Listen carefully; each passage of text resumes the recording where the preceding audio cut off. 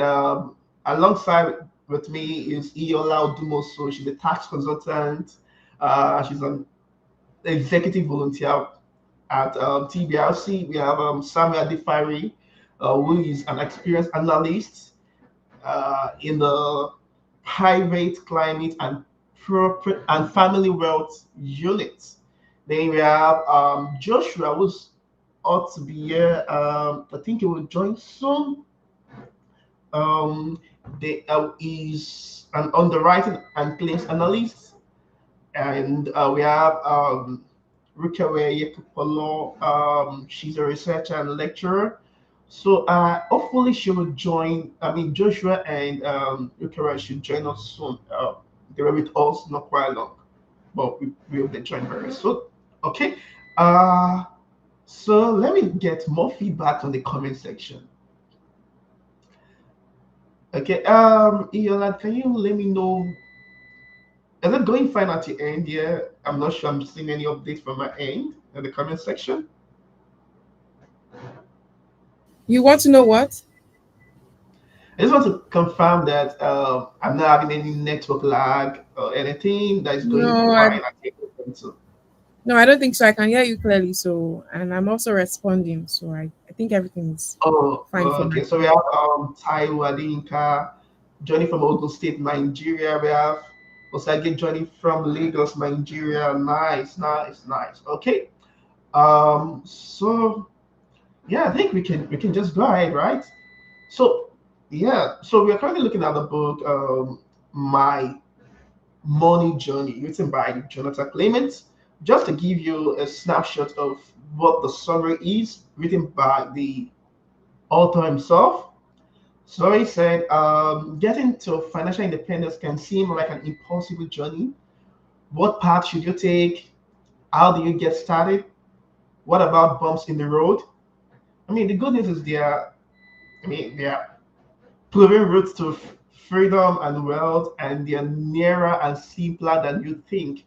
To help you make your own way to true and lasting financial independence, acclaimed personal finance writer Jonathan Clement has brought together the inspiring financial stories of 30 people, all told in their own words. So learn from the triumphs and disasters, the challenges and reflections of a wide range of real men and women just like you, and the surprising but repeatable ways they achieved financial freedom. That's the big part. Repeatable, right? From a chemical plant worker to an army lawyer, um, a Unitarian minister to a high school teacher, a software engineer to a retired mutual funds manager, all have timeless wisdom and inspiration you can put into action right now, bringing you one step closer to your own financial freedom. Okay, yeah. So that was a brief of what the book is about. And then the author himself, Jonathan Clement, is the author of How to Think About Money and editor of HumbleDollar.com. I mean, most of the people he mentioned were from the HumbleDollar.com platform. And okay, yeah, so he was born in England, graduated from Cambridge University, and now lives just outside New York City. He wrote for Euromoney and Forbes before joining the Wall Street Journal, where he worked for almost 20 years. He also spent 6 years at Citigroup as director of financial education for the bank's U.S. wealth management business. Jonathan has written 7 books, a novel, and 6 guides to personal finance. Okay, so if you want to know more about Jonathan Clement, you can follow him on Twitter or X, that's Clement Money, or Facebook, Jonathan Clement's Money Guide. Yeah. So I think I've done uh, a, a, a very good work introducing the wonderful author of this book. So right away, we'll spend 15 minutes on that. So we can just go into the book itself. So just to give you a flavor of what the book entails, so we have like the a section on fierce frugality. We have a section on family first. We have a section on slow and steady. We have a section on the winding path. We have a section on risk and return, then the conclusion. Okay.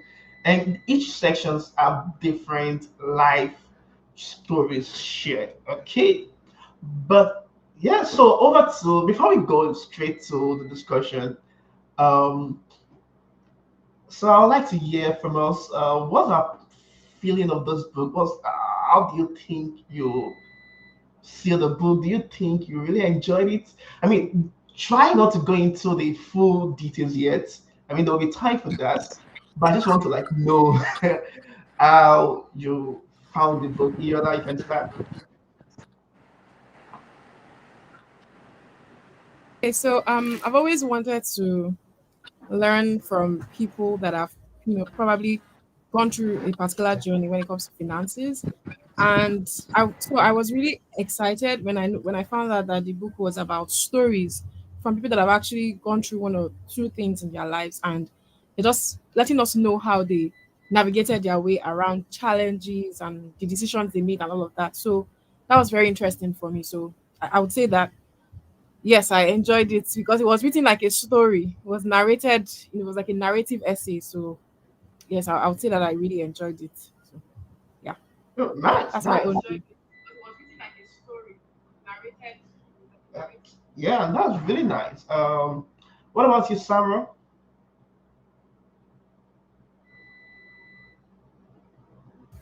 Yeah, so while reading and engaging with the book, I noticed that it's a better way of understanding finance for one's personal life other than the professional or academic way we have been taught in school. So it's just like understanding the personal journey of the authors, understanding their personal journeys, the setback that they faced, and how they overcame. Unlike the academic, what's it called? So it's just like putting a balance to what many people understand about finance in school, using personal journeys of individuals. Thank you. Yeah, yeah, yeah. I really agree to that. I really agree to that. Yeah, I mean, for me, I think, I mean, I've read a couple of books on finances, but this is quite a very different one because it's not like you're hearing, oh, acquire to Maguire and all those kind of stuff, but it was more of relatable. And I love the fact that the author moved from different, I mean, the editor, I will not call him author specifically because it's just editing people's content, but he kind of brought a flow to everything. First, when I started reading the book, I was like, okay, these people are just people who are just concerned about their own personal family. They don't have any other family, extended family, or stuff like that. It's just about their career and stuff. Then all of a sudden, there was a switch to the family category of people, then to different segments. I feel every category of people of human specifically have been illustrated in the book. I think the editor did a very nice work. Yeah, and I can't really wait to start the review process. Yeah, I'm still hoping that maybe okay. I think we have Joshua here. Okay, hi Joshua, can you hear me? Hello, Okay. Peter. Can you hear me? Yes, I can hear you. Yeah, I think you're having some network glitch. Okay. Okay, Yes, so we're like just asking about like a I've general been feeling on of the the. book. Hello. Yes, I can hear you. Joshua, I can hear you. Okay. Okay, I think we lost there. Okay, let's comment. Okay, so I mean, we'll try to do this within like 1 hour 30 minutes, so that we don't take too much time because I know there is really a lot to share in this book. So let's start with the first one, personal experience and reflection. So which story resonated most with you and why? What are the challenges and setback faced by contributors and how they faced it? Um, the psychological and emotional aspect of managing money. And so we'll just look at around this particular theme now, which is like the personal experience. So Hi, Peter. I Josh, I can hear you clearly now. Can you hear me? Okay, Joshua, can you hear me? Okay. Yeah. Okay. So, Iana, which particular story like made more sense to you, or maybe you felt this is you in the picture?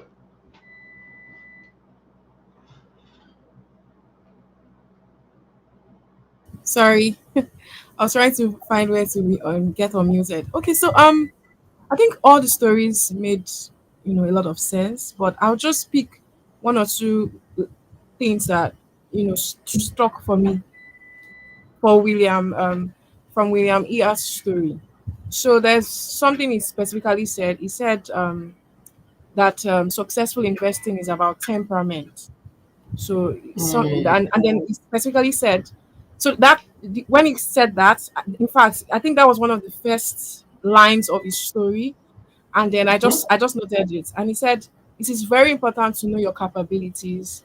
You just have to avoid over ambition or using too much of your emotions when it comes to financial freedom or financial decisions. And then you should have patience and be humble, right? Because there's going to be a lot of ups and downs, especially when it comes to investing, especially. And then, especially if he said something, I don't know if anybody else would want to maybe say one or two things concerning it, but he said only a smidge of investment knowledge is needed, but it is very, very important to know what you don't know. So basically, he's just saying you don't necessarily have to be an expert when it comes to investing. You just need to know what you don't know.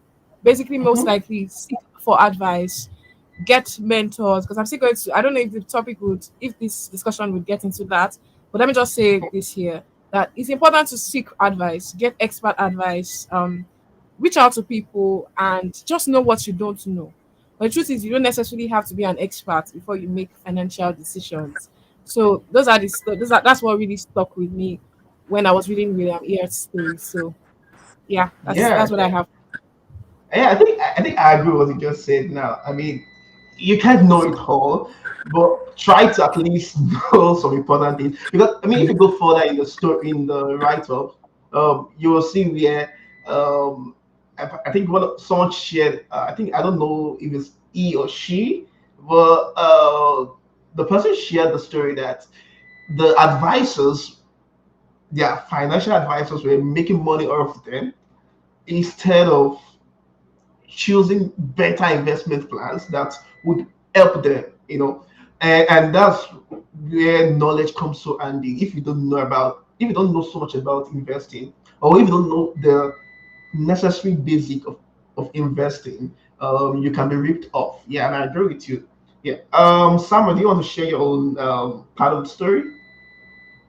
Yeah, of a truth, just as Iola mentioned, there are virtually all the stories that were compiled by the editor are relatable, but the one that resonates the most with me is the one "Saving Myself" by Kristen Hayes. So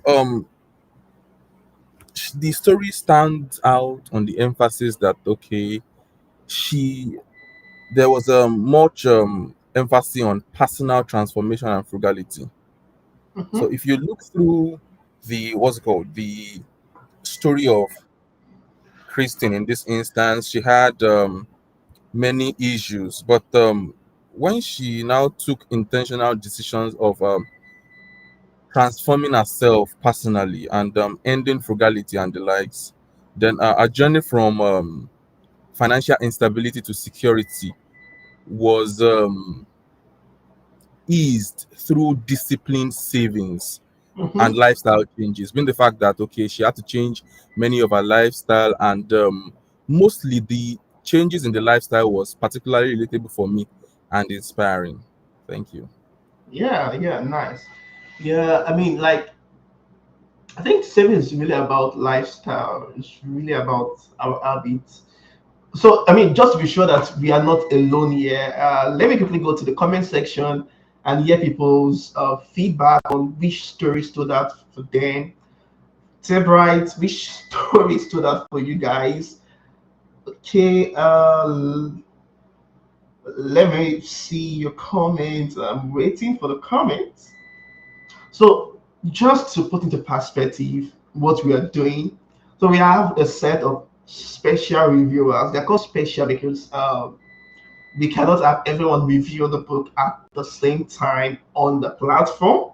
So they're kind of representing everyone, but everyone has different view. So just to ensure that your reviews are well taken, which are so much important to us, we would really appreciate if you can use the comment section. Please and please use the comment section.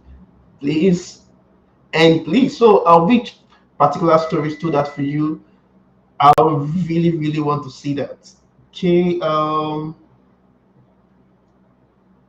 Okay, Edgar is saying something. So one of the personal experience I will share is that you must write your will and let your next of kin know where you have invested there. Very, very important. The thing is, I'm trying to recall the names of those people, but I have the experience in my head because I've read it, but I couldn't just recall the names. But seriously, I think that point is really, really important. We also agree, like, I don't think I've felt that fear before. Samuel, anybody can come in at any point. Let's feel free to communicate. Um, Yes, I agree. Oh, okay. I Go agree. on. you're like, okay, what if I die tomorrow? What do we know of this investment I have made? So, what do you think about that? Writing your will or sharing your password or stuff? How do you approach that? Okay, so from my own perspective now, writing of Yeah, is it was one shortcoming, would I say shortcoming that this concept has in Africa. It's just the fact that many people think, okay, once you are preparing to write your will, you've signed your death warrant, you're about dying and the likes now. But many people don't know that writing of will goes beyond that. You see, if we try to understand how those who die intestate, how their estate had been transferred, the problem that the beneficiaries to that estate encounter in sharing the estate, then I think many Africans will put measures in place to ensure that their wills are written. So it's just a very very efficient method of transferring estate from a generation to another generation, transferring legacy from a generation to another generation. So it's like putting measures in place that, okay, now I am doing something now. I want my family to benefit from it. And also it's a family organization. I want the entire family to benefit from it, and still they must bring their own experience into it. It's just what I can see TOE do with his daughter. Any what's it called? Like, exactly, exactly. Yeah, yeah, any business summit he attends, he takes one of his offspring. So it's bit by bit by bit, there is transference of the family legacy, there is transference of the ideas the father has into the upcoming generation. So anything happening to him today, the family estate is safe. And even aside that, you don't need to die before you can will your stuff out. You can actually see how people manage your estate in your site. You can put trusts and or whatnot into place. I think I will stop for now and let yeah. maybe other I people. agree with you. Like, I don't want those feelings. I mean, I'm trying so much to restrain myself from going the Africanly, like talking about like the differences, because the book. I mean, the difference in culture is quite very big, right?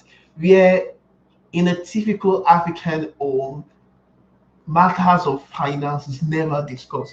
But I won't want to call that a problem yet because I mean you can't give what you don't have. It's when you don't know these things that you can definitely pass it on to your children. So that's like a question about TOE. He has a good knowledge of this stuff. That's why he was able to pass it on.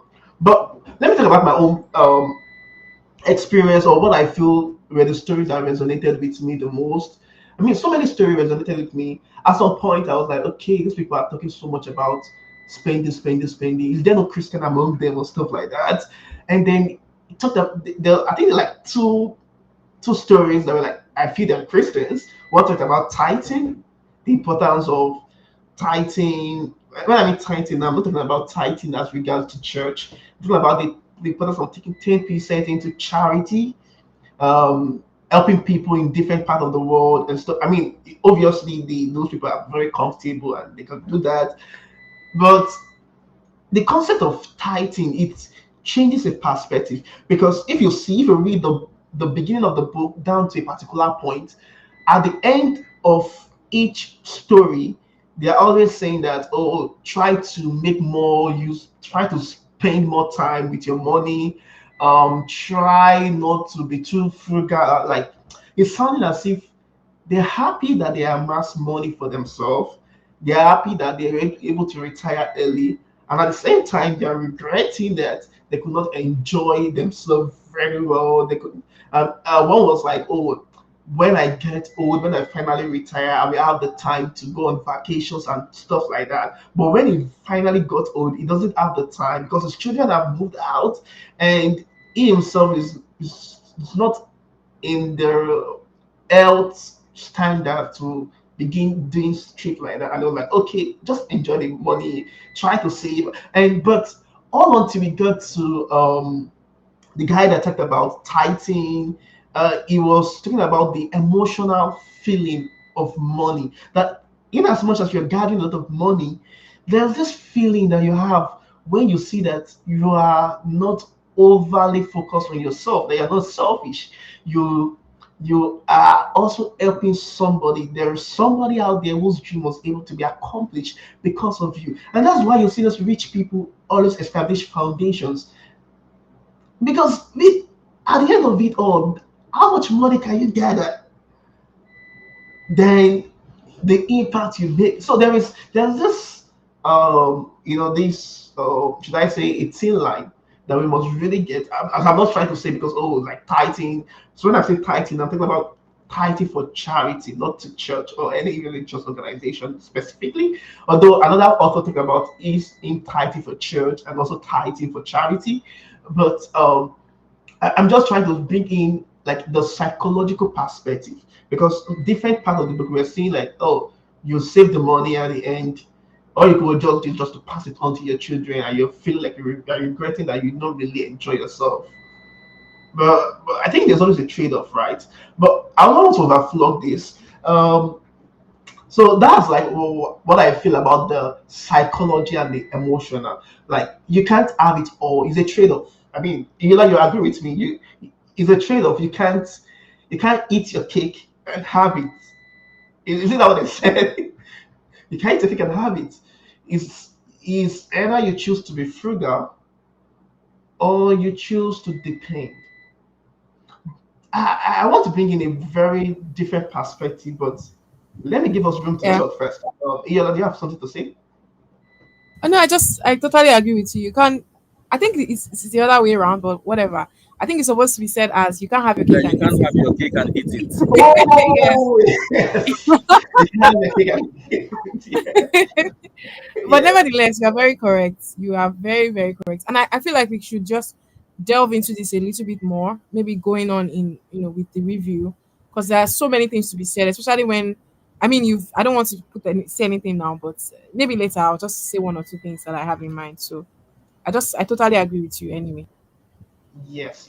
I mean, I'm trying so hard not to.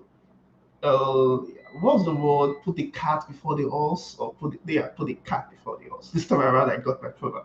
Yeah. Okay. Uh, so let's talk about like the practical lessons and strategies.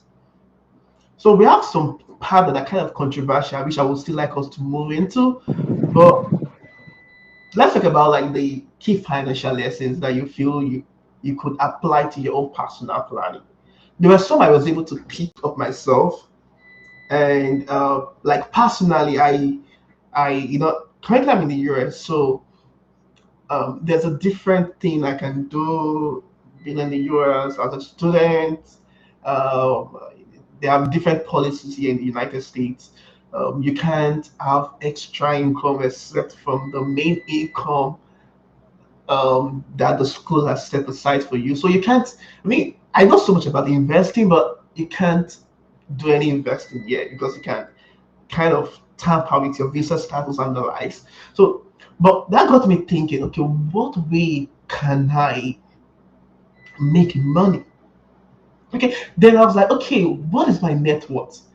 I think throughout the entire book, we were still people thinking about net worth. They were so happy that, oh, their network improved, the network improved, and this and that. So like, okay, so what is my network currently? So I used, there's a particular site called Personal Capital. Let me type it in the group. Okay, I'll check the link and put it on the group on the chat. Personal Capital. So in that site, you can integrate all your accounts, your I don't know. I think it's specific for those in the US, but I don't know if it works in different countries. So I put like my savings, my credit, my checking account, put my credit accounts, the ones that I've been taking out of credit and all the stuff. Then I check my net worth. I'll see negative. I was like, gosh, what have I been doing with my life? I mean, so it made me think about my life. I'm like, okay, yes, I have the money, but I have this debt, I have this, I have that. I think I need to really think about planning forward. I mean, it got me into serious thinking for like a week. I don't know how was it for you, Samuel or Joshua? Anybody can talk. Okay. Hello, Peter. Confirm if you can hear me. Yeah, I can hear you finally, Joshua. Yeah. Yeah. Good morning. Good afternoon over there, Peter. Firstly, I want to apologize for joining in late. I had some technicality with my gadgets. Okay. I've been listening to what you said earlier, and honestly, I can say that this book. I don't know why in in the book club we did not read this book on time because this book has a whole lot of experience in it, and it got me thinking that I love the pattern Jonathan Clements used because he looked at it in such a way that okay, I could decide that I want based on my own perspective about what I feel personal finances and what I feel money should be. But he took a turn around and decided to share people's experience about how their journey has been. And if you look at it, the set of people, because we got a point, I had to even go online to search for some of these people, and I saw that they are quite of fully what we call personal finance. And the book is just so fantastic, and it's also got me thinking to ask myself questions like what do I want for myself, how well do I also want to retire, and what are the things I need to put in place while I'm young. One person Hmm. story stick with me, which is Zakadi. I can't remember her name, but I know her surname is Zakadi, and says often and early. And she tried to share her experience, how she started early and how she was able to reap the benefit of investing early, knowing about personal finance early.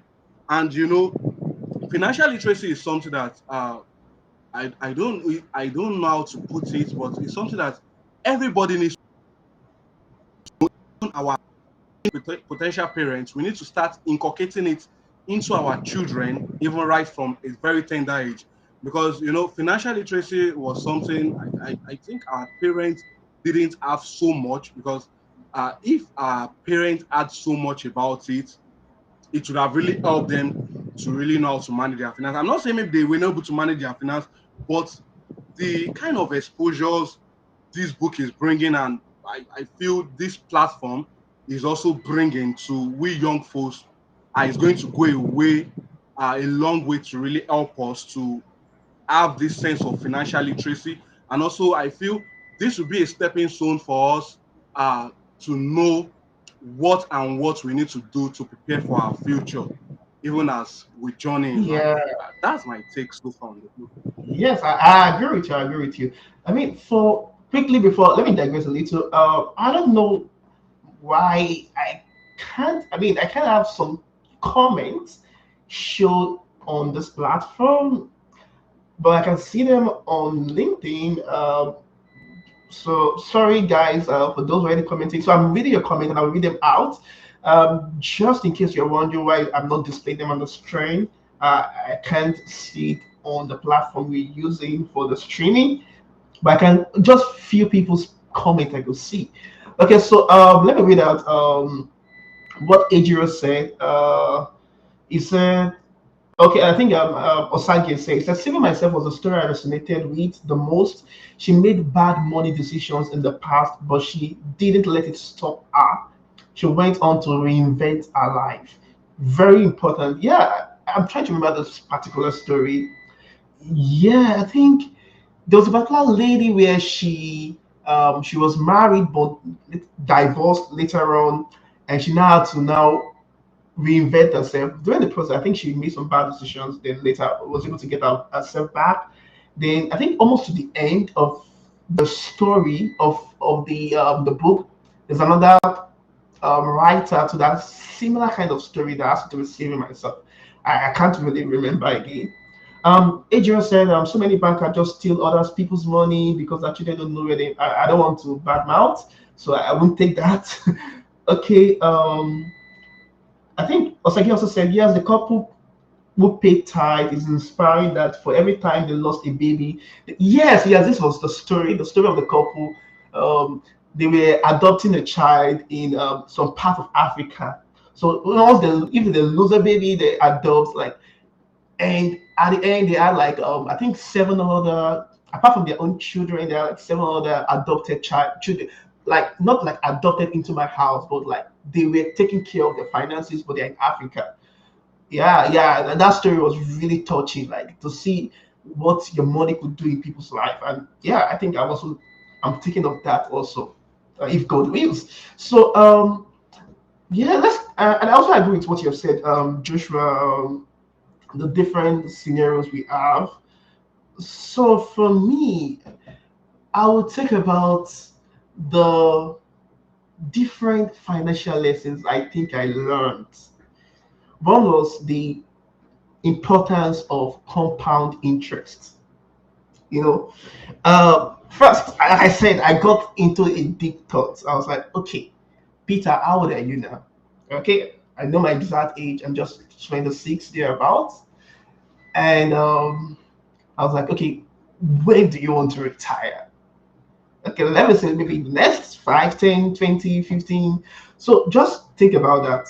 How old are you? When are you going to retire? So once you have that, let's say in the next 10 or 20 years, then there's, if you go to the Google, just type compound interest calculator. I don't know if I can share it. Let me see if I can share that part of my screen. Compound interest calculator. Just let me know. Can you see that part of my screen? Yes, Okay. yes. Yes, Yeah, we compound can. interest calculator. Yes. Okay. So if this is a compound, Something. okay. Okay, okay. So this is like the US version. I don't know if there is a version for. I think you should be able to work for different, but this is for the US per se. But depending on your country, you should be able to see something for different part of the world. Yeah. So for initial investments, I was like, okay, let's say I'm investing $500 at my initial investment and a monthly contribution of, let's say, 120. No, I think a monthly contribution of $200. Hmm, that's a lot of money. Oh. Let's say for 10 years, or let's say 20 years. That's if you're not, yeah, you're not earning too much. I mean, you're just trying to invest $200, and the interest rate of most stuff is usually 10%.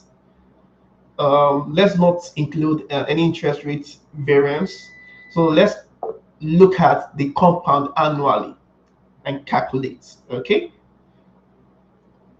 so in 20 years, you would have saved 140,823.75 dollars, right?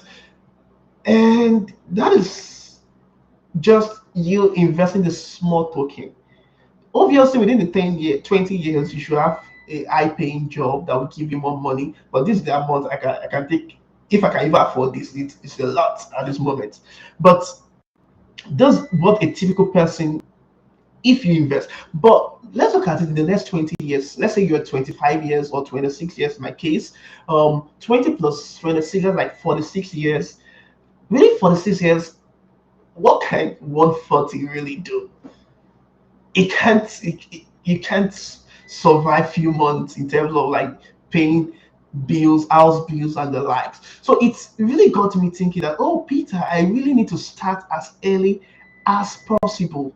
So I mean, I don't know if that's the case for some of you, but I just want you to see that uh if it's one thing you can take from this conversation, just take this. Until you move from trading your time for money to investing your money for time, you cannot amass generational wealth. I'll say that again. Until you move from trading your time for money to investing your money for time, you cannot amass generational wealth. And I think that's the problem with many of us. I mean, we're like, okay, I'm young, I have a job, I can eat whatever I want to eat, I'm living the dream life, I can afford a car and all those stuff. So we only live in the present and we forget to see the future. That it is not just about you. You are single. Good for you that you're single. What happened to when you in the next 5 or 10 years you have a wife, you have a child, and you have I mean you have family responsibilities. How do you handle all of that stuff? Then you also get old. Yeah. Okay, Peter, let me pause this. I want to say something, but I'll shift it further. I'm trying my best not to say this part because it's a part of our discussion. And yeah, I'll talk about that later. But just look at it. In the next 50 years, you will not have the same energy you have now. So what becomes of you, right? So I think, um, Iola, can you just talk about frugality and saving? What do you think about being frugal? Some people can take it for, being selfish with yourself. Do you think it's good to even think about? I mean, what's your perspective about frugality? Okay, I think being frugal is even in accounting. There's a concept called I can't remember right now, but it has to do with being frugal Prudency. to an extent. Yes, prudency concept, right? You need to know how to manage. You need to know how to manage funds basically. And what I think is um lessons, some things that I just quoted out different stories in the book. The first thing is no matter how much you earn, if you do not take a slice of what you earn and set it aside for yourself, you will never achieve financial freedom. We look at the likes of Hmm. Tony Elumelu for those that are Nigerians. We look at the likes of even Dangote. We look at the likes of all these, great icons, business icons. The truth is they picked money, they took money from somewhere and saved and Hmm. invested. That's why they are where they are today. They didn't just wake up one morning and money just entered their account. Do you understand? So the truth is you just have to take a little. And the truth really and it's much of discipline.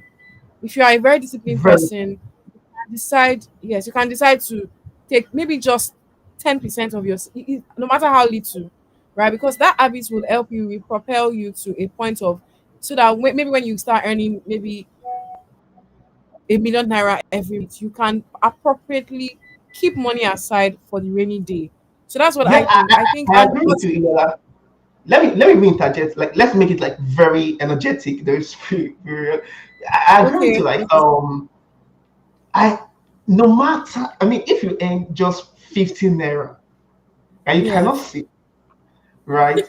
Even if you start earning $1 billion, you will still mm, not see. I mean, the one we call yes, Parkinson's that's law. just Parkinson's law say that the greater your income, the higher your mm, expenditure. So there's always this matchup that no matter, I mean, there's a particular point in my life I was like, oh, if I have just 100,000 naira, I would be like, oh, I'm the best. I'll be able to save this. I was still able to save. mm, And I was like, if I don't learn to save now, even if expenses are there, when I have billion naira, there's no way I can save. And I mean, this is the kind of cliche people say. My salary is not enough. My salary is not enough. Yeah. Yeah, so It's and I not agree enough actually. with what you just said. Yeah, I'm just trying It's to. never enough actually. Yeah. Exactly. It can never So be. Definitely, It can never be definitely. enough. let me just purchase what you mentioned now. You see, I think saving is intentional, and Mm. I will Mm, give you a personal story of mine. So there was a month I got my pay at work, and unfortunately, I'm a Christian, and mhm, I incurred some expenses. I have my family, I have my wife and child, and the likes. I incurred some expenses, and unintentionally, I postponed paying my tithe. That is mandatory for my own faith. mhm, I postponed paying my tithe. That is mandatory for my own faith. And you know what happened was just that I apportioned all my pay for the month without paying tithe. mm, Now I did not realize until the next pay. So, and you know that our wants as human beings are insatiable. There is no yes, income you can have today. There will be a relative expenditure arising for it. exactly. So what I've just been doing since then was okay. Now, regardless of anything that is happening, that was the month I started to put systems in place for my savings actually. Mm, Regardless of debt, regardless of expense, this amount, even before it gets to my hand, there's a standing, you see, and I think many of us, because we have I call this thing that I call for my personal self tenable expenses. If you incur those mhm, expenses, they are tenable. They are how do I put this word? They are very very needed at that point in time. Possibly there are your feeding and the likes. But regardless of how much you earn, you must still save now. So in order to avoid those tenable expenses, I think that we need to put measures in place to ensure intentionality of our savings. You can write standing order to your bank. Once my salary comes in and the likes, now transfer this to this account, to this fund for saving and the likes. Thank you. yeah, yeah. Let me even add to that what you just said. There's a book we read in TBRC, which is Automatic Millionaire. The Automatic Millionaire. Joshua, can you remember? Right, the Automatic Yes, yes, Millionaire, yes. I where can remember. you don't Fantastic need book. to think about whether you want to save or not. Just automate everything, and the money just goes like, oh, 10% goes to this, 10% goes to this, 10%. And I think it's good to revisit. I think I should personally revisit that book now. It's very important. Yeah, so like you said, problem does not finish if you don't plan it now. Exactly. If you don't plan before the money comes, the money goes. Uh, uh, Yeah.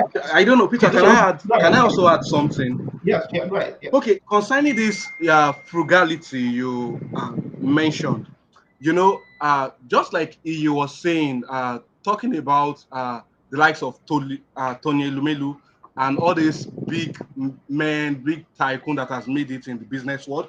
During the course of this book, I don't know, will I call it a coincidence? Something also happened, and I can tell you that also these big men are also frugal. I every news, especially on finance.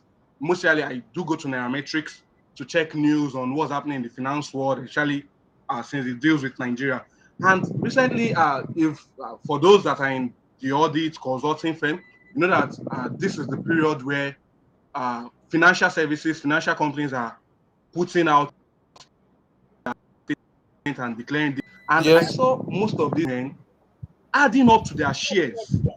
Yes. And it got me wondering. Look at it recently. Until the last sheet still Someone did. just added up to his shares. Yes, Otodola Yes. just added In to FBN. his shares in First Bank. First Bank. Before I saw my adding up to his shares, and same also all other big men adding up to their shares. It's not as if these men did not made it, but they are still frugal one way or the other. They still saw a sense to give back to hold back some portion. And I wrote something here which I feel also resonates with everything we've been saying concerning savings. I said, if you don't cultivate a saving habit, you can't proceed to the phase of investing. Because Yeah, saving, yeah. I'll take it Say, say, again. say that I'll again. take Say it that again. again. If you don't Question. Say that again. if you don't cultivate a saving habit, you Yes. can't proceed to the phase of investing. Yes. Yes. I I don't know agree. if that resonates, because Yes. That, Resonates. saving is a discipline, just like you mentioned, and we know that you already have money you've stashed out, some Yes, yes. money you've saved, you've disciplined yourself with. So if you don't first discipline yourself to learn how To to save. save, you can't go into the phase of you want to invest yes. savings. Build a saving culture. It is by the time you've compound those savings, you can now talk about, okay, do I want to buy shares? Do I want to own a mutual fund, which I feel maybe we'll still talk about later in the section. What are the Yes. Let's investment be fine. Let's options go we into have that now. in Let's go into Nigeria? that. I was about to say say Okay, that. okay. Maybe, Yeah. maybe I'll just open the floor on that. Yes. Like I said, once you've built a sustainable amount that you can say, oh, you've saved, then you can now talk about investing. And if you look at the book, I don't know, maybe it might work for you, Peter, because you are in that side of the region, but also coming to Nigeria, because I would also love us to relate it to what are the investment options we have in Nigeria as a young Exactly. person. What are the things I can invest into? Okay, I want to secure my future. And also, as I'm securing my future, I also want to have something to for the press season. When Mm-hmm. is it in case of the dry season? If I can, I don't know if that's correct. So we have something we call long-term investment, and we have Okay. something we call short-term investment. So Mm-hmm. talking about investing in Nigeria, you can either do the Mm-hmm. money market fund is a type of investment you can go into where you are giving out your money to be invested, uh, or you are borrowing out your money by to be used by big companies, and in return, they are paying you back your and also adding up huge interest to you. If you keep doing this, you can apply funding and you see your money growing year in, year out. So for the short-term investment, you can try to invest in fixed deposit. Recently, I was discussing with a family friend, and he just, should I say, luckily strike a deal, and he made a profit of over 2 million naira. And I told him, I said, guy, what's happening? Alpha, this money you just made, what do you feel you want to do with it? And he was saying that I don't have plans for it. I don't. Why can't you fix the money? So he said, "Oh wow, that's a good initiative." I said, "Okay, since you don't have plan for it yet, and you still use the money, you can fix it for a duration when you know you are not using it." Where I work before, because I worked as an accountant with her, she would say, "Joshua, how much do you have in our account?" I'll say, ma, we still have about so million. She'll say, "Why is that money sitting in the account? What have you done with the money?" Call our account officer, fix this money for me.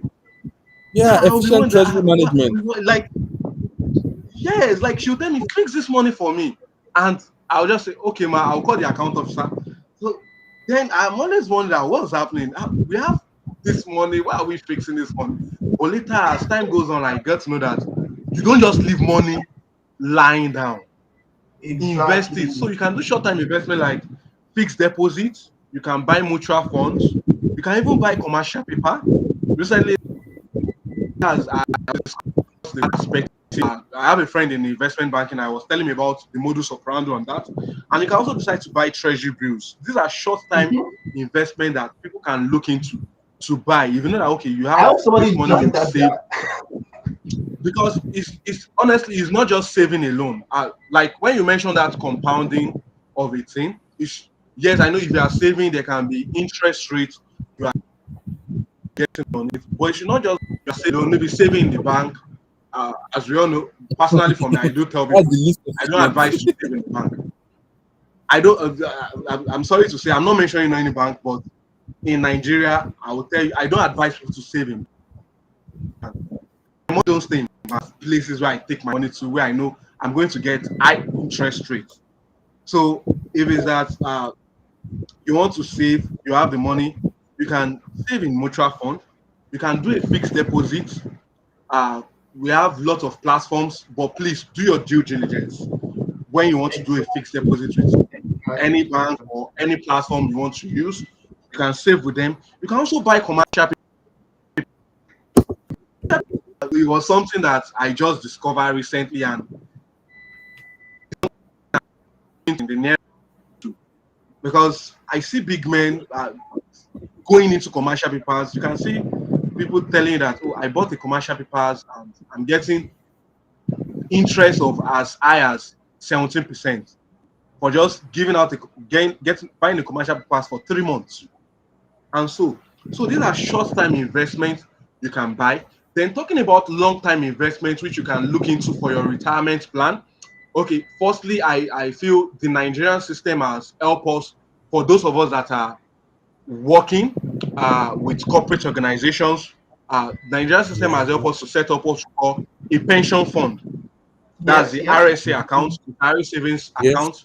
And I feel that's nice, that's good, but you should not just feel that's the wholly long-term plan you should have for yourself. So apart from the pension fund, and for anybody that maybe those of you that are entrepreneur might be looking at that, oh, I'm not working with a corporate organization. You can also open a Voluntary pension fund pension. for yourself. Exactly my Yes, we call point. it voluntary pension. Voluntary pension. You can open a Mhm. voluntary pension for yourself, where you can also do a direct debit mandate, and every month Yeah. a social amount will be debited from your bank and move to that pension account that you've opened for yourself. And also, it's worthy to know that that fund also grows and has interest rates.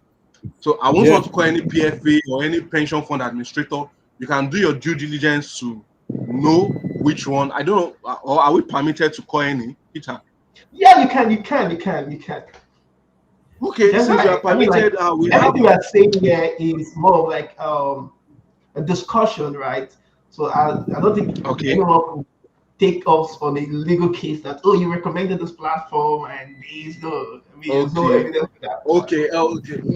Maybe I'll just put the caveat, please. Yeah, For any platform or any uh, app we are mentioning, please still do your due diligence yeah, before very true. you double your money into it.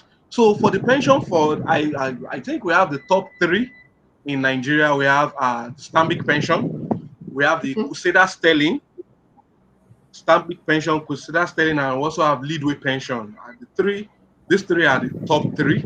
And so far, when I did my research, not to be biased, because Crusader Sterling is sister arm, but they have the highest unitization rate so far. When I did my due diligence, I guess currently 9 Panera shares, like, because I think we are they going call it deep already. unitization. We can go on the So surface. let me just leave it on the surface for that. So Yeah.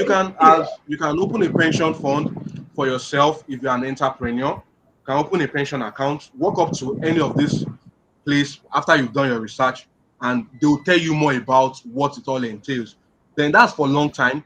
Also, another long time which you can also do is you can do what we call annuity, which is a segment where I work in the insurance.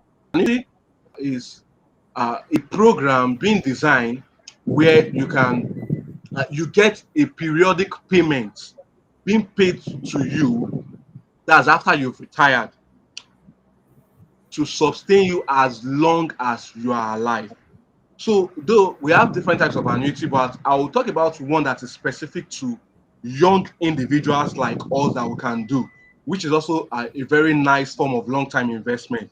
It's called deferred annuity. From the word deferred, it means you are defining that payment, that periodic payment, which you'll be getting either every month or quarterly. By the time you retire, you are defining it to a later date. So during the course of when you are active in service, you can be contributing this amount.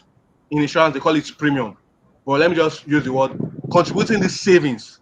And as you're contributing these savings, it also grows. There are interests that are compounded to that savings. And by the time you get to the retirement age, to make it interesting in the company where I work, you can decide that the retirement age starts from age 45. So for someone now that is currently in, let's say, 25 years, uh, to get to 45, that's in 20 years time. So you can say that, okay, you want to be saving 20,000 naira every month for the next 20 years. And by the time you get to age 45, this fund, you can withdraw it if that's the time you want to retire. And you can decide that, oh, okay, I want to be now, you even want to get the whole fund as a whole. Maybe you now have one project you want to invest it into. You can always cash out your fund and use it for whichever project you want to use. Another long-term investment I feel which people can do is also what we call the real estate investment. So I was discussing with a friend recently. The friend wanted to purchase a real estate property, but I told her, I said, do your due diligence, because in Nigeria, I've had people talk about their share of what they've experienced with Omonile and all this in embryo real estate firms. So I do tell, I've not really gone into that investment part, but I do say it's a nice one. Someone that is trusted and you know that they are not selling audio land to you. Land appreciates, and it's something you can purchase, and maybe if you want to keep it and resell. If you look at that book, most of the investment they do over there in America, in abroad, is they buy mortgage, they buy land, and they keep Exactly. it for a Yes. while. Yeah. They sell Take it it for a while. at a Then very resell. Yeah. high rate. By the Yeah. time there Right. is this mortgage boom, housing boom. So it's something that is also common in Nigeria. Recently now, in Lagos, where I reside, housing has skyrocketed. And Mhm. I feel getting a land in Lagos now, even there's this new investment now that is coming out in Lagos. I don't know if other part of Nigeria is also buying into it. It's something they call a long-time lease. And you can pay for enter a rent of 10 years, 15 years. That's if you have the money. And this house, you can now sublet.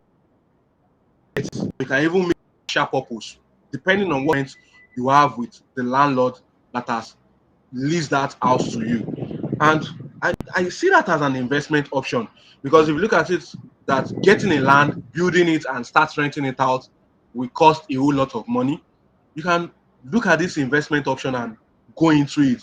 So, we being young, there are a lot of investment options outside that we can start thinking about and looking into that can help us look at the short time, look at the long time.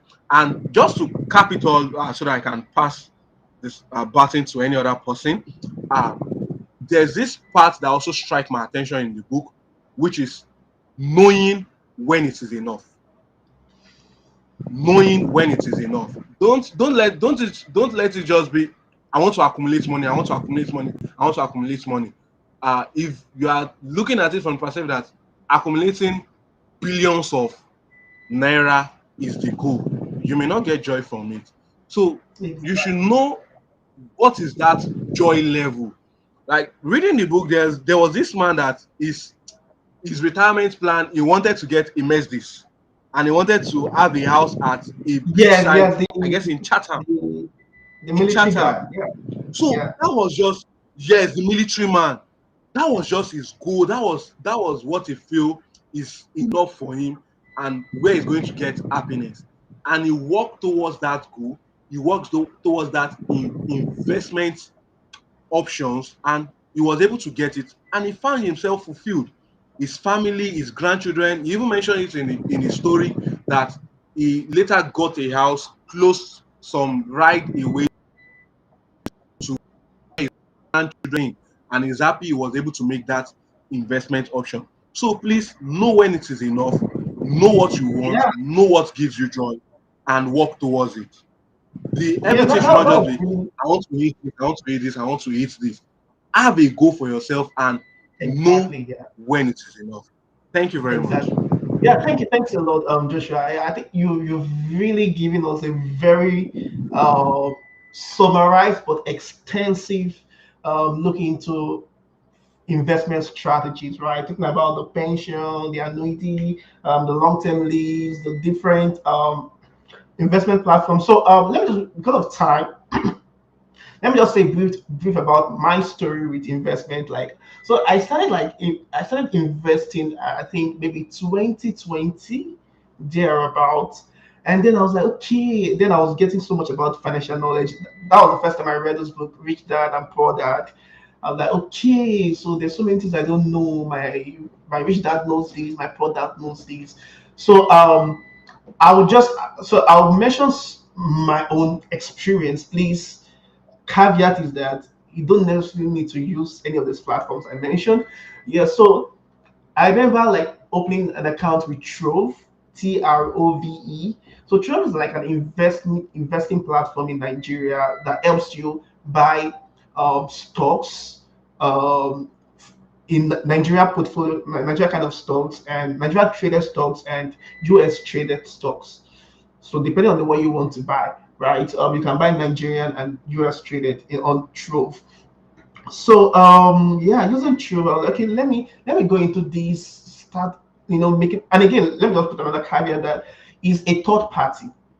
So to buy stocks, you could go directly to the company and say you want to buy these stocks. In that case, you are buying in your name. But when you use a broker like does the buying for you. You're just buying. I mean, they buy a lot, but you're buying from them. I don't really know how it works per se. Maybe, I mean, we have the investment people here. I mean, the finance people who can give us more insight into that. I don't have a finance background per se, but because I was so curious about learning about finance in 2020, I had to take a course from India School of Business on financial investments to tell you how serious I was. Learn about credit system, learn about the stock systems and the like, the way bond works, and but to cut a long story short, I went into Trove. I bought some stocks in Nigeria. I remember reaching out to some people that are kind of good in this area. They told me some stocks to buy, which I'm still getting some returns on, even though I have just little money there, but it's still giving me returns. Just that I move my money away to just for the sake of dollar conversion. Okay. Yes. Then you can also buy some US stock. I remember buying some US stock. Then that was during the COVID-19, and one particular oil and gas company in the US entered into Chapter 11 bankruptcy. So let me think about that. So when you're buying foreign stocks, you have to be careful. Because once they enter Chapter 11 bankruptcy, Chapter 11 bankruptcy is a state where the company can no longer, I mean, keep up with its we call it I'm trying to remember this word, going concern, right? So at that moment, all the should I say the yeah the stockholders, I mean, it is a kind of panic because another company will definitely buy it because in Chapter 11 bankruptcy, when it buys it, it depends on the company, that new buyer, to decide if I'm trying to remember the terms. There are some people that, I mean, there are some stockholders that are not, I don't know the term, maybe like legit and not like legit, not legit. They're like, I don't know. You can help me, guys. What are the terms for different category of stockholders? There's some people that they are limited. There are some that are not limited. So those that are not limited. Preference and ordinary. Sorry, what do you say? Preference shareholders and ordinary shareholders. Exactly. So I was ordinary shareholders. So the company decided to let go of the ordinary shareholder because they had to change their ticker sign. So when they changed their ticker sign, I was not in the category of the preferential. So I lost a huge amount of money. I wanted to cry. I think almost some hundred thousands of naira. Then that was in 2020. I was like, God, I've lost money. I mean, but what the trap I fell into was I was able to buy deep. So I'm gonna buy deep, and when they come out of deep, I'll be able to make money from it, which is kind of risky. But what gave me like benefits or what gave me comfort long time was mutual funds, which I did with Stanbic. So with mutual funds, I chose the conservative one. I never lose any money. They do the buying and everything. I just it's just like I use the money market mutual fund. So they buy different stuff and everything they want to buy. But all I just see is addition, addition, addition. Although the income you get is very minute, it's not that huge, but it gives you rest of mind. And so I mean, looking, I mean, at giving like an insight of our insight of everything I've experienced so far, I think now if I want to go back to truth, I will go into more of the index fund or ETFs because like the Vanguard kind of ETFs that have been mentioned so far in the book, because they do the buying and I check the trading, right? So I think the big salient point is don't really go into day-to-day trading. Like it can give you a lot of heart pressure, blood pressure. But if you go into buying of all the stable stuff, conservative kind of investment, or maybe having, just like you said, Joshua, long term and the short term, having the long term to be very conserved, which is just focused on ETFs and mutual funds, bonds, and stocks. Maybe like 70% stocks, 30% bonds. But in case you don't have much knowledge about this, you can use those platforms I mentioned, like Trove, or you can use platforms like the Standard Mutual Fund account, and they can help you set based on your risk appetite. And I know there are other platforms that you could leverage on. So just to ensure that we get this, okay, this one's We have talking. Bamboo. Yeah. Bamboo. Bamboo is a platform also Oh, for Bamboo. The Okay, yeah, platform Bamboo. for Yes. Bamboo. Yes. so let me just buttress on one thing that you mentioned now, that is risk appetite. That is a function of a personal preference, what you are acquainted with, your preference about risk. We have the risk takers, we have the risk averse, and you have the risk takers. Mhm. So there's a normal saying in finance that okay, the higher your risk, the higher the return. So the return you get from an investment is a function of the risk you take in the investment. Mhm. But it's just that as finance experts will say, there are risks and there are calculated risks. You don't just Mm. invest in what's it called in any investment like that. You take calculated risks so that it will not be as though your investment is not worth it. For instance, maybe you're investing a million naira to get 10,000 naira. That doesn't look like, though there's a return there. There is a return there, but the return does not look viable enough for that amount of money. So there are calculated risks that need to be taken. And even at this point in time now, the Nigerian banking system, when I'm talking about when it comes to shares now, they are having a good in Nigeria. They are having a good capitalization policy and the likes now. Fidelity, please, as Joshua has mentioned earlier on, please do your due diligence about every information you get on this platform. Fidelity is issuing their shares at right issue of 9.75 and 9.25 and 9.75 for public options. These are things that you can invest in for a long period of time. It's not if the funds that should be invested into this, as he has earlier said, are funds that okay, you will not be needing for a long period of time, funds that arise from your savings. You understand? Joshua mentioned that you have to imbibe a saving culture before you can now move into the investing. So funds for these long terms now, for instance, these shares now, you have your annual dividend that will be paid, and in the nearest future, your shares will appreciate. And if you want to sell, you will get a good profit from the sale. Thank you. Yeah, I agree with that. I think it all goes back to this automatic millionaires book. Just come up with a plan. Okay, 10% go. It's also in this book, The Richest Man in Babylon. I don't know if you've read the book. It's a very good book. Who wrote it again? Judge something. Yeah. So, yes. is that Robert? I feel that's Robert Kiyosaki, richest man in No, no, Babylon. no, no. Robert Kiyosaki is Rich Dad and Poor Dad. Which yes, Richest Man which are the poor. Richard Man Babylon was talking about, I mean, like you would always have problems, you would always have debts, right? So, George like, Clayton. so what do you call it again? George Clason? Yes, first classes. Yes. Yeah, the class, yes. So, yes, in that book, what I learned there was like, especially if you have debts, never think of just me. Obviously, not if you're owing somebody, right? But never think of even if you're owing someone, never just think of just put your debt all at a go. Always have come up with a plan. Pay yourself first, like have a payment structure for yourself. Like, oh, 10% of my salary is for Peter. I have something like that in my I have like an Excel where I apportion my entire payment plan. So there's a portion that goes to me, there's a portion that goes to savings. I can see maybe like 10% to savings, then maybe like 15% to investment, then maybe a particular percentage to family matters, then some to charity, like, oh, in case anything just rises up, as well as say, hey, Peter, don't send me small money. Like, I don't get to. I'll have looked at, okay, oh, these are the list of people that have chatted with me. Okay, okay, this the amount I can send out, like a charity box. Um, then you obviously you're tight.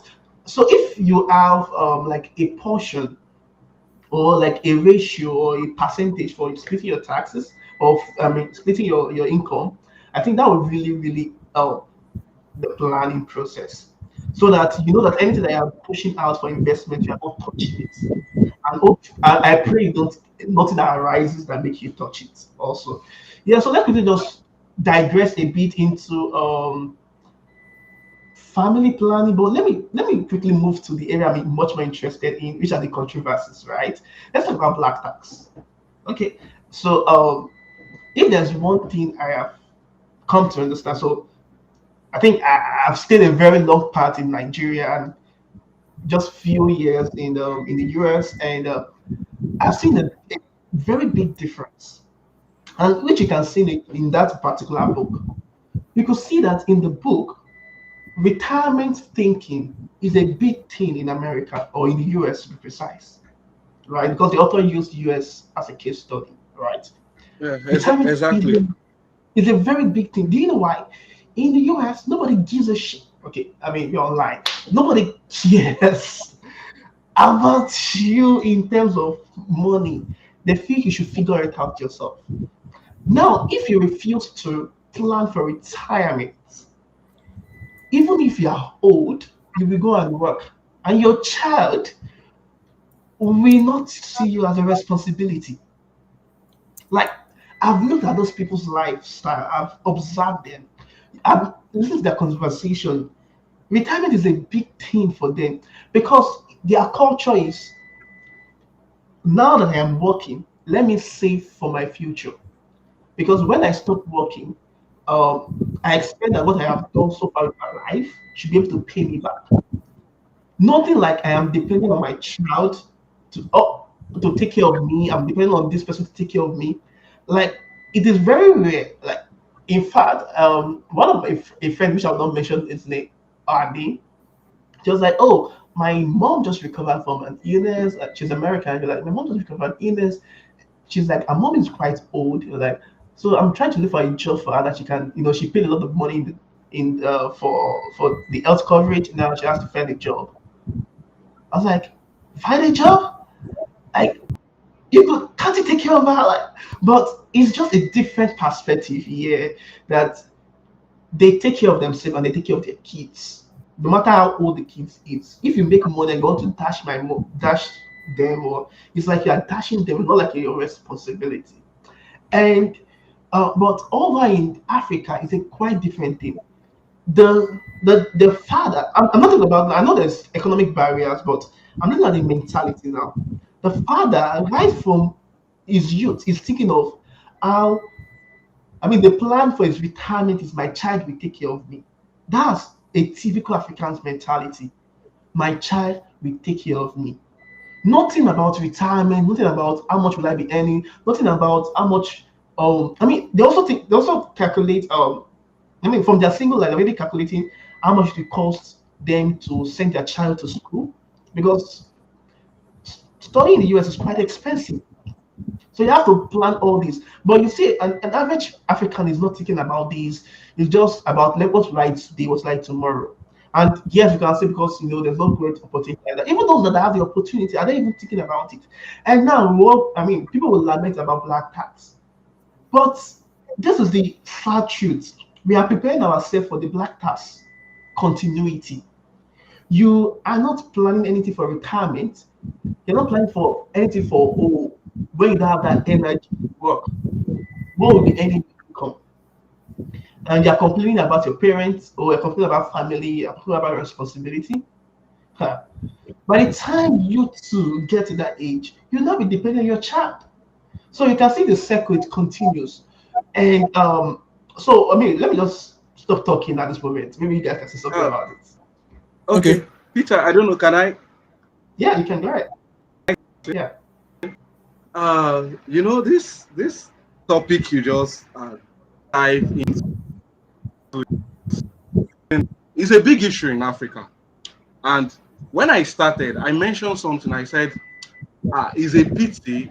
Was it 2 days back or 3 days back? While trying to broadcast this uh, section we're having live today, I put something on my WhatsApp page. I said, it's a pity that parents did not have financial literacy. And I'm still saying it again. In Africa, what we lack, and I feel what we young folks should inculcate in ourselves and also inculcate in our children is what we call financial literacy, personal finance. I don't know if I'm correct, but if you look at the parents of back then, they see taking their children, sponsoring their children to education, their education and taking care of their children is an investment. Then they Exactly. expect an So ROI. We, the children, are already being seen as an investment. They're already seeing us as a form of retirement that, oh, let me put all my money to send this boy, to send this girl to school, to a tertiary institution, and expecting that a boy is going to start providing for my needs by the time I'm old. I can tell you, I've witnessed that, but me, I'm changing my orientation. And I feel this is what we young folks should also change. Recently, I don't know if it's trend. There's this particular man with his daughter, I guess, was fixing the daughter's hair and was asking the daughter, they were just playing, was mhm. ROI, was this, like some financial terms. And the daughter was giving response to it. When I saw that, I was so happy that at a very young age, the girl already understand what is asset, what is liability, what is return on investment. And I feel these are the things we need to inculcate if we don't want to eradicate black tax. Because in Africa, like you said, black tax is like a form of investment. It's something you can't run away from. And we young folks, we are having issues with this.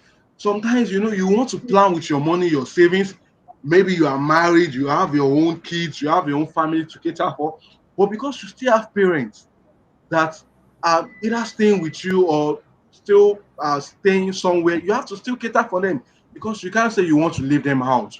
So it's a serious challenge, which we have to break that circle. And what we can do is first reorientate ourselves and also try to reorientate our children. Let's see it that I when I was able to listen to a sermon by a minister of Femi Lazarus. He discussed explicitly on this topic, and part of the understanding I was getting, which I came to conclusion was, is a privilege that my parents have sent me to school. Is a privilege that I'm opportune to have been raised the way I've been raised.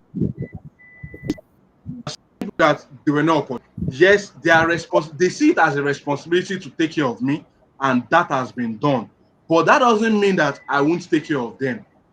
But we, now that we are growing up, we should see that as a family man, as a family woman, yes, we have to show responsibility to our potential children or to those that have given birth. We have to be responsible for them. But as we are being responsible for them, doesn't mean that when they grow up, we should lay up our burden on them. This is why we have to start planning now. Plan for yourself. I've seen old folks that they will tell you that they are not depending on what their children give to them because they've planned for themselves while they were young and they've seen their children make it in future. So they are good with it. And if they are not doing it, they don't have issues with it. Then the area of health issues, which also lead me because you mentioned something about a friend, the parent having health issues. We as young person, I also want to chip this in that even as we run around the hustle and bustles of life, trying to make it, trying to get money account, please let us also watch health. Let us watch our health. Recently, I am hospital, a general hospital in Nigeria, and when I got there, because she's an adult, she's an old person, they have a section for old people. So I followed her to the section, and I don't know, maybe because of the kind of person I am, I sat down, I saw the set of people that were there. They were of different calibers. We have people that they are rich and nursing one another. And it's kind of gets me to wonder that though these people have the money, but now that they've retired, everything they are nursing, all their retirement plan, all the investment they've made, they are spending it on a condition or the other. And if we look at it in Nigeria, one condition which I see is very prevalent and is very rampant in Nigeria, this side of country where we are, is diabetes and hypertension. I don't know, I might be wrong, but from my observation, is diabetes and hypertension. And due to the study I did when I was in school, because I study science, though I don't know, I find myself in the financial industry now. Nigeria factor. Don't let us go into that, Peter. No, let me interject here, Joshua. Like I went into the finance industry also, but it was intentional. I made that move deliberately. Okay. Because I think, let me just quickly, because of time, let me cut you off here. Sorry. I had to. I think the issue is that when we talk about finance, we're like, oh, if you are in the commercial department, or maybe you did accounting, then you know about finance. If you are not in that department, you don't care about finance, which is very, very wrong. Wrong. That's true. I took finance courses on Coursera, despite being the science. My profession is a chemical engineer. Just to tell you how curious I was about finance, just to have this practical understanding about finance, I had to work with the Big Four. That was KPMG. I didn't go there because I was looking for a better place. I was like, no, where can I get financial experience? And I learned about a lot of companies. But the bottom line here is that if we don't plan now, right? If we don't start investing money, it's not saving now, right? As much as you're trying to save, right? Try as much as possible to invest. And we have talked about different platforms that you could invest in. But if you don't start saving your money now, now that you are earning it, a time will come where you can't earn it. Or maybe, let's say, health wise, things happen and you have to pay some costs. You have to pay some bills. Then you now say the money is wicked. Like, how is it wicked? You were busy spending your money anyhow. Like, I look at celebrities. In fact, this is so annoying. You see celebrities during the time they were in fame, they spend their money lavishly, right? No investment plan, not stock, no anything. When they're not fatally ill, they never come to social media and start asking for money. You be like, what have you been doing all this while with your celebrity status? How have you been making money? You're just living the life. Okay, I want to drive this car. I want to be like. I look at the US life, like nobody cares. People like drive big car, drive small car. Nobody cares. It's always if the people that cares about, oh, I drive big or stuff, are always maybe the Black Americans or the Black Africans. Like, nobody give a damn. People have to go to the thrift store. People wear, if it's to be wearing your vendor select, or nobody gives, because we have thrift stores here. And you see people with drive with their car down to thrift store. But you can't judge them by their look and say, "Oh, look at the likes of Bill Gates, the likes of Mark Zuckerberg. Look at the clothes they wear. It's not like those clothes are expensive. These clothes are not. I mean, not like those clothes are not expensive. They're expensive. I'll tell you the truth. I mean, the good looking clothes are. I mean, the small looking kind of clothes are even the most expensive ones in the US here. But what I'm trying to say is that they're not trying to create anything. The biggest matter here is what is your net worth, not what are you dressed in. So let me quickly switch the gear to Iola. So what do you think about the role of a woman in financial planning? I have a principle, my principle is that um, if if I and a lady were courting and throughout our courtship, you never raise the matter of financial planning, I just see as a red flag. Or maybe you're talking about how you want your wedding to be. You're thinking about your wedding. You're not thinking about you're thinking about how to spend huge amount of money on just a one-day event without thinking about financial planning and all those stuff. Like I don't see it as a red flag. So let me hear what role. I mean, some ladies think that financial planning belongs to the man. The lady has no input. And from the books we've read, you can see that it's both man and woman, right? So what's your own perspective? I agree. I agree 100%. I think if you are, I think every woman, you know, it's just really sad because I mean, I stand to be corrected, and this is just based off of the little things I've been hearing up and down. There are so many ladies now that consider themselves as role models that have the weirdest perspective when it comes to money. A lot of African ladies still think that a man should be the only one to take care of finances when it comes to the marriage, or that's just what a lot of them. I stand to be corrected, but it's just what I've been seeing.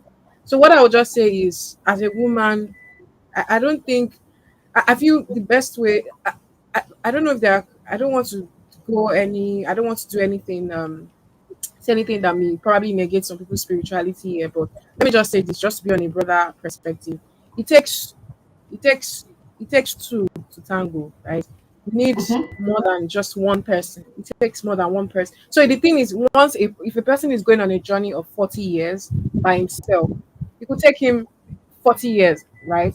But the truth is, two is better than one, right? And it will take that journey that could probably take him 40 years, could take you guys just 10 years because you guys are working hand in hand. So I feel as women, we should, you know, um, we should always have financial literacy at the back of our minds, especially when it comes to our lives generally. And whenever, for those that want to get married or for those that want to start a family, it's important to have both husband and wife, or both partners working hand in hand to ensure that they reach their financial goals.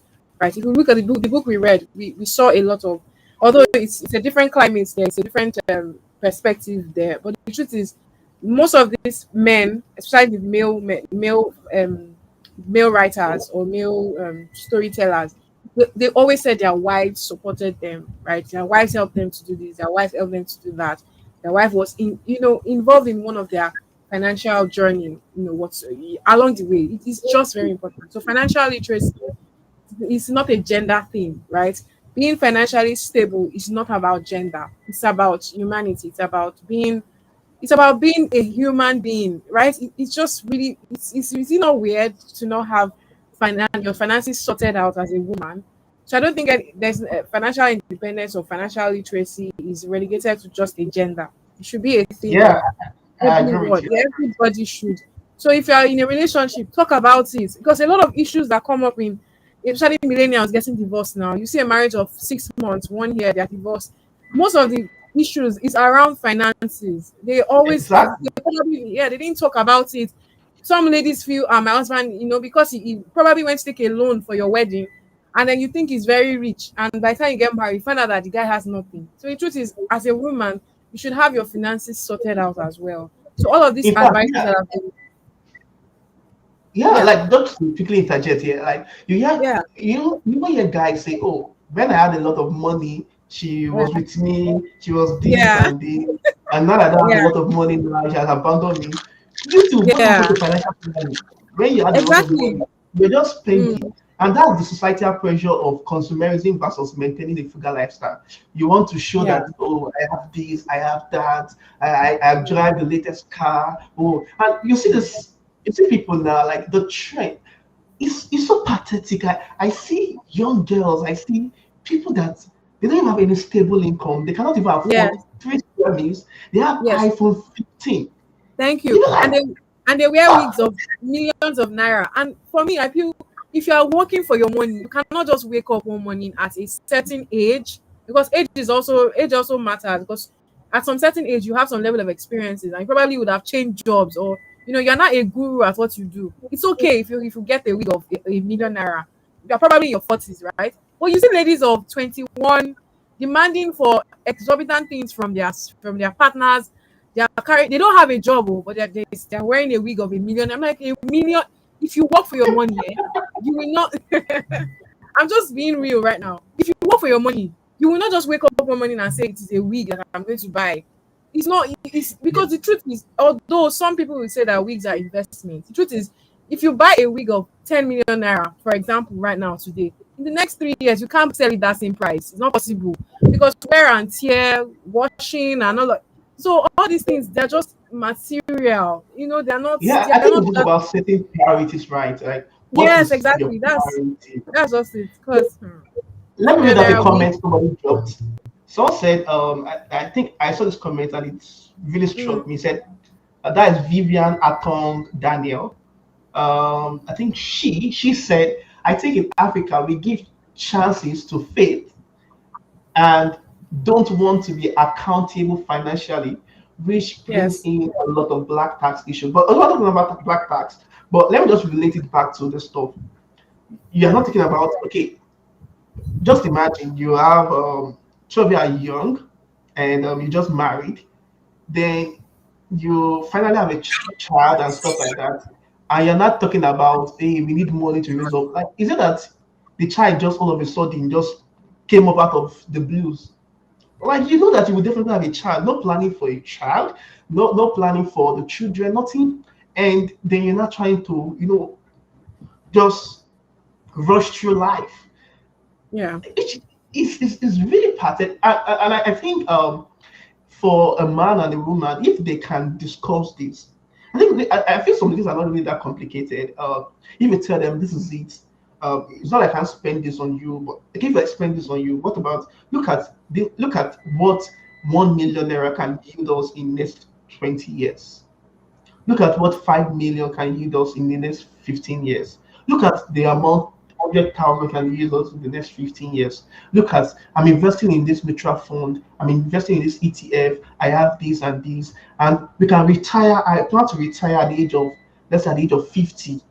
If I Yeah. retire this amount, like if maybe I'm retiring with $1 million or maybe 20 million naira or stuff like that, depending on what your income level is, Yeah. this is what my annuity would be, what I'll be getting every month, or my like no payment and stuff like that. That can take care of both you, my wife, and in case maybe during the long run I die, which God forbid, this is the amount that you don't need to panic or run into Mm. my family members. This is what my my investment can yield for the family, such that it can pay for the student. I mean, for the children, school fees, can pay for this and this. I think once you talk to a lady that like that, she's like, "Oh, this guy has a big picture," and she'll be really interested in pushing that into the finance. I mean, on my class group chat, we have like a kind of debate around this stuff, and some of the couples in my class group chat that's the said that graduated in Uniben, they're like sharing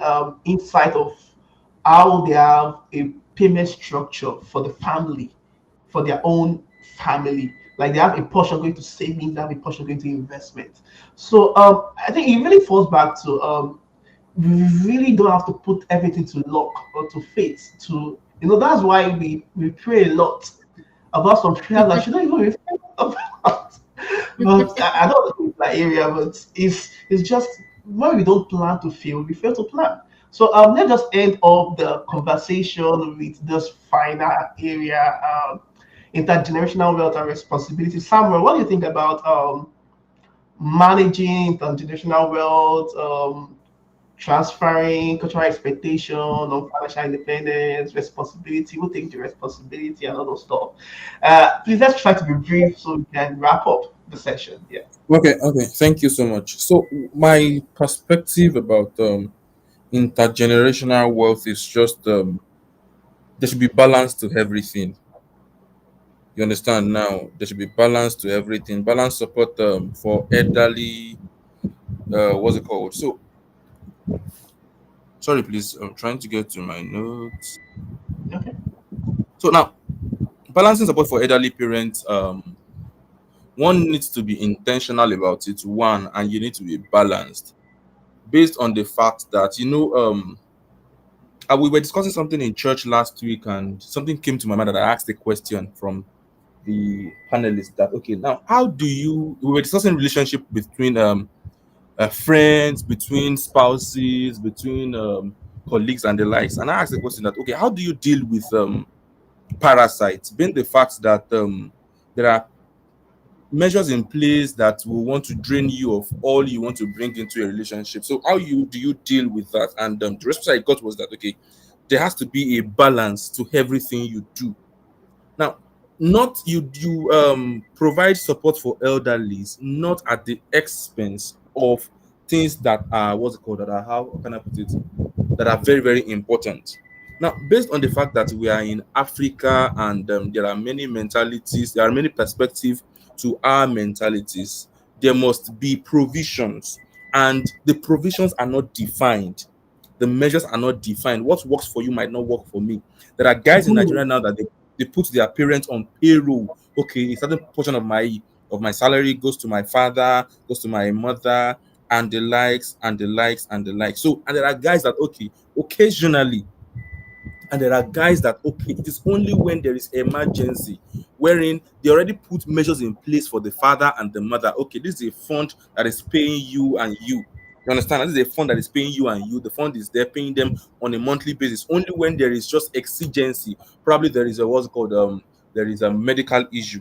And when it comes to this medical issue again, just like Joshua said and yourself mentioned, I think many people just still the African mentality. Many people do not they do not take insurance into consideration.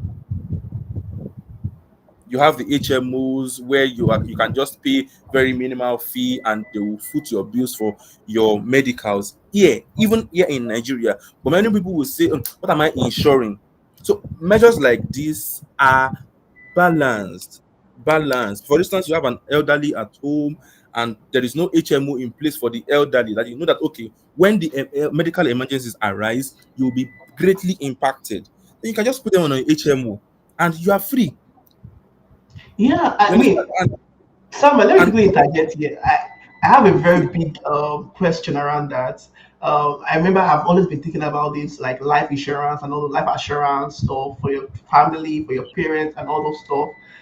But, and again, I also have some perspective like, oh, instead of you going into the insurance for your family or for your mom and dad and stuff like that, um, maybe you could heavily invest into some stable conservative stocks that you can pay them, like you can be getting some monthly payment on and that can satisfy them or stuff like that. But what is your perspective with life assurance for family? Because I mean, let's say you're a working class person, you earn some salary, your parents are already in the age of 60, we don't pray for them to die, right?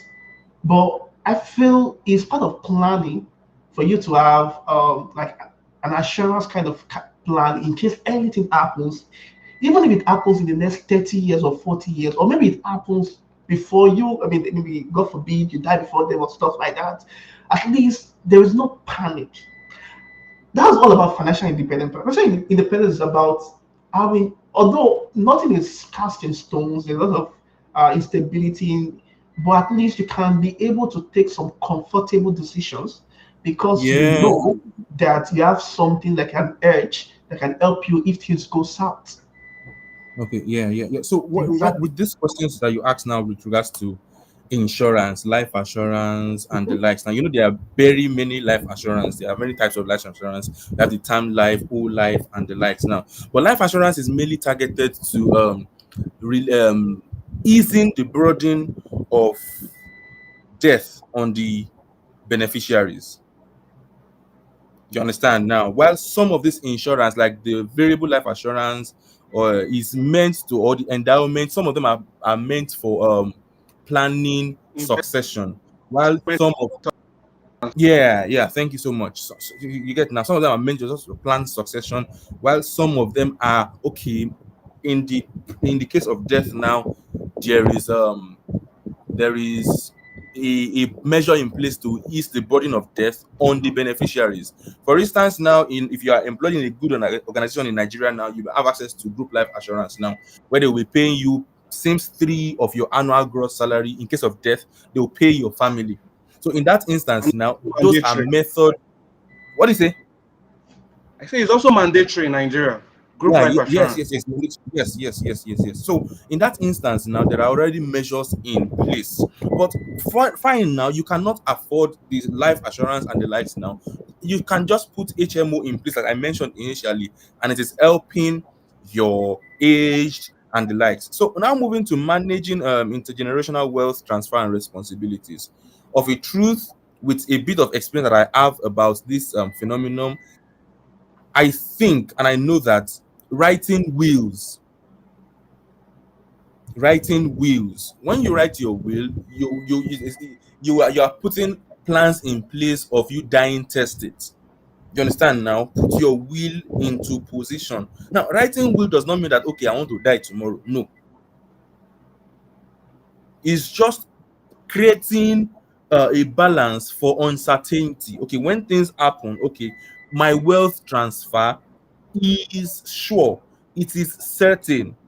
And if you are writing wills, if you don't want to do the will type, you can go for you can invest in trusts.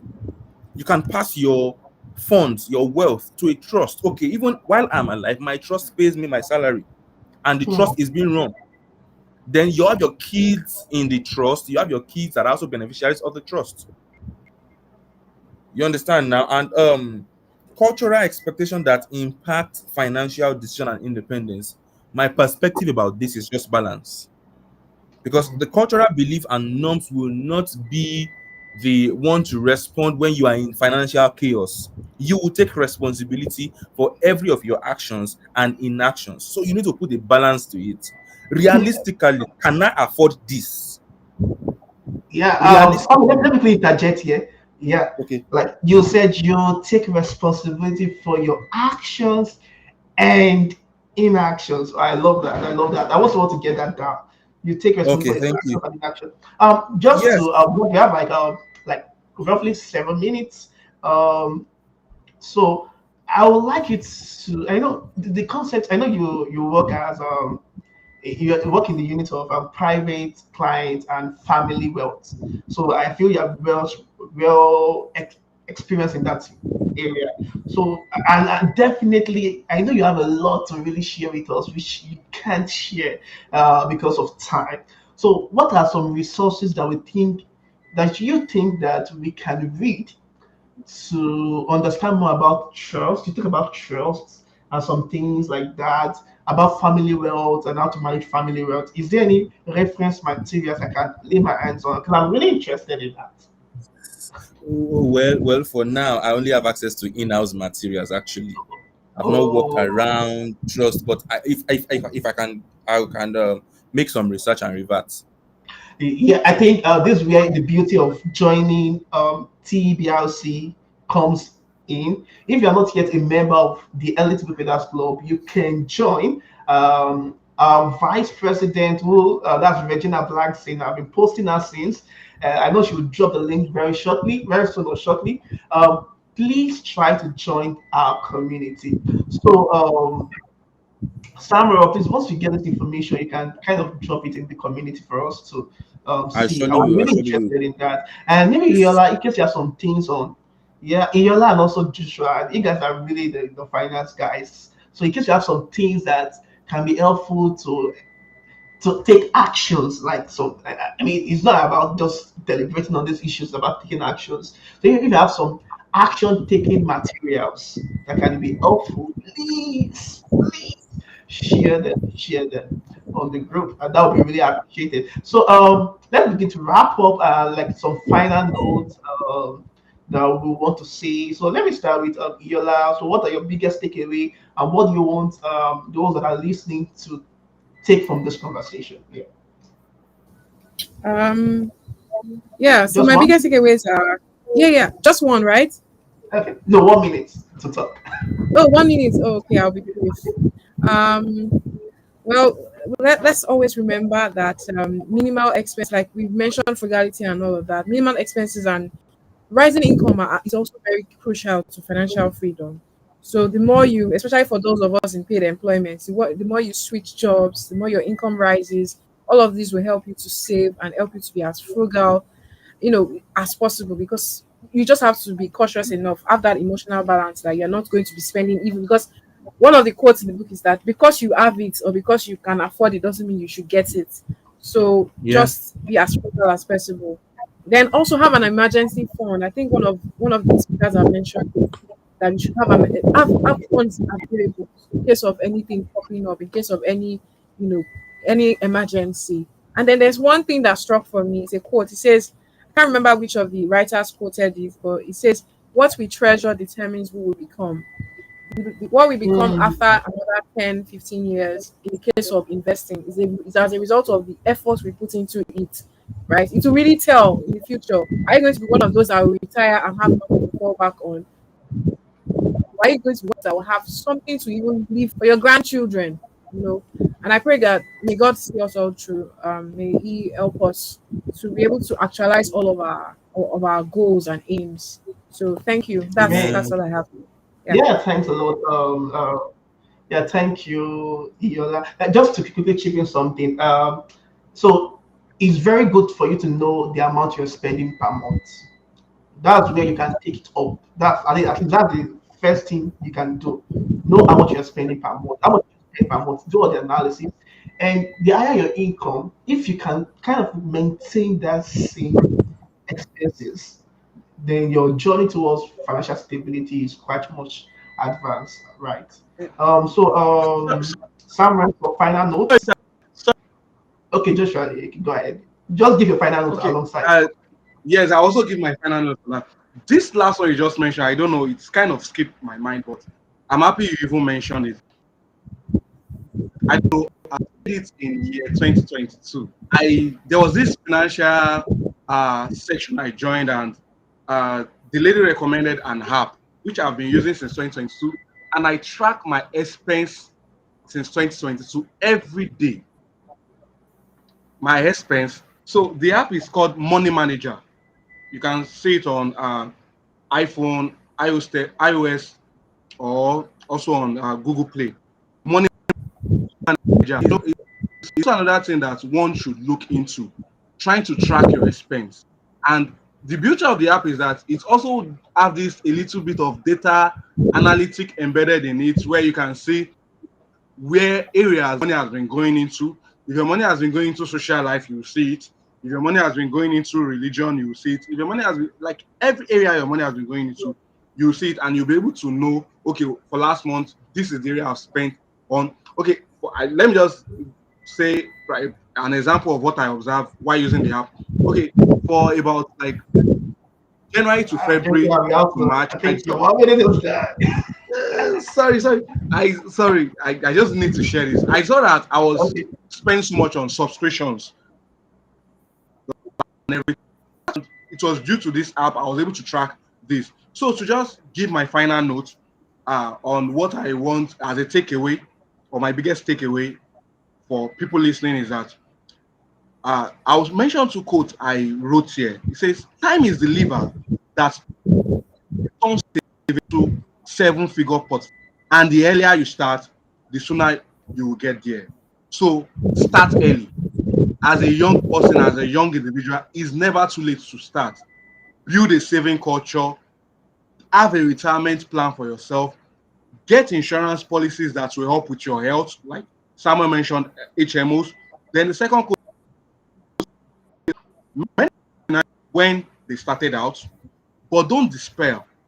You will likely have time to make up for those early missteps. So one of the advantage that we young folks have Joshua, with us is you. that we still have time. We still have time. So you have time to like back in 2020 and you lost. So that Yeah, might be a misstep at that moment, but that doesn't mean you should give up on your financial goals, on your exactly, personal finance exactly, life. So we still have time exactly, to explore. But please, as you're exploring, also do your due diligence. Don't just waste hmm money anyhow. So there's still time with us to explore and also to plan towards our retirement goal. Please start saving, start investing. And for those that are old, quite of age, it's never too late. And go to financial advisor. They will know, okay, you are old. There are still some investment options you can do that you can start reaping the benefit as old gotten. So that's my okay. take on it. Yeah, thanks so much. Thanks so much, Joshua. Joshua always has a lot to say. Yeah. So, Samuel, write my notes. Yeah, so thank you so much. Just to buttress what Joshua and Iola and yourself have said. Now, to achieve and every of what we have discussed in this meeting, now I think that one of the things that is very very salient is we should always ensure we improve our financial literacy. Read books. These things do not seem easy. Read books, get professional advice, and please, as Africans, at times we tend to, because of cost, at times say I don't need this advice, I don't need this, I don't need to see a broker before this investment, and when you invest it goes south. So I think we need to always ensure that we get professional advice before we take steps. Thank you so much. Yeah, thank you so much, Samuel. Thank you, Yola. Thank you, Joshua, for the, and we are sorry for really stretching. I think because money is a very hot matter, it's like an hot button that once you push it, a lot of conversations spring forth, and that's why that's why we're going this deep. I think we're just 1 hour 57 minute mark, and we have like 3 minutes to quickly wrap up. I believe you have learned a lot. If you have not, maybe you can revisit the session again. The session is available on LinkedIn and also available on YouTube. Um, Also, I feel you should invest in your knowledge, right? Learn so much about finance. Listen to podcasts. That would really a finance podcast. Um, if you can have a financial advisor, depending on the category you belong, try to have a financial advisor, but nothing as much more important like you having that knowledge because your advisor um, can rip you off, can take advantage of you. Okay, so it's very important. Then it's also important that you educate your family on finance. Very important. So I recommend this book for Nigerians specifically, The Smart Money Woman by who wrote that book again? A film was made. A film was made on it. It's on Netflix. In case the Smart Money Tribe. Yes, yeah, the Smart Money Woman and the Smart Money Tribe. Yes, I think a Aris, duplicate of it was written by Arise. Arise. yes, Aaron's Ugu. Yes, yes, yes, yes. So please, if at all you feel you cannot give all these complex books to your dad, to your mom, and they are literate, you can give them the Smart Money Tribe or give them the movie. It's just like a series, just few episodes. It will really help them understand what finance is about. Because it takes two to tango, or it takes a lot to tango, right? So this would not have been possible without some executives who have been working tirelessly to get this done. So it's not just you're just seeing me here, but there are so many people at my back that are getting everything set up. So I am just like the face. There are so many people working, the arm, the legs. So just to introduce some people, I'm not sure you can see it very well on my screen, but if you can see, that's very good. So I have myself, the president. Um, then I have okay, yes, yes, yes. So I have Deborah Koso, she's the vice president admin. We have Regina Blankson, which is the vice president operation. I think there was a mistake in that area.